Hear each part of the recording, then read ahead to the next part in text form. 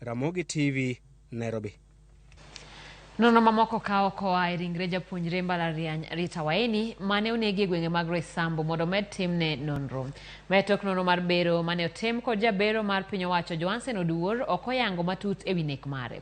Laktar Johansen Oduor wacho ni kaluwore kod chal mar pien del mar Waeni ne olalore modhuro. Kamano bende owacho ni ne ong'ad ringre ne kod musumeno mar ng'ado yien ka ng'ama ne onege bende notemo golo kokene. Omedo ni ne onege kata ne onge ranyisi ni Waeni ne oyware gi nyanek mare, manyiso ni chalo ka gima ne omiye sum kapok onege.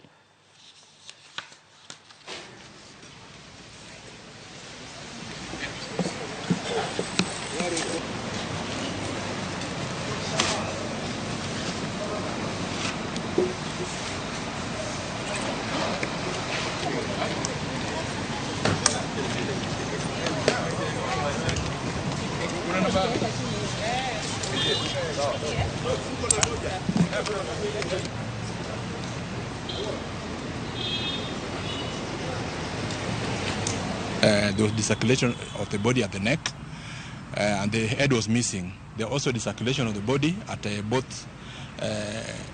both legs, whereby someone cut the femur, head of femur, clean, so that now the legs were apart from the trunk.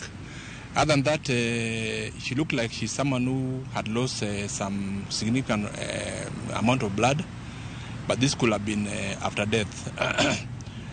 We've taken samples for analysis. One thing also we saw is that this person who did all this also tried to clip up the fingernails for reason which I might not be able to know.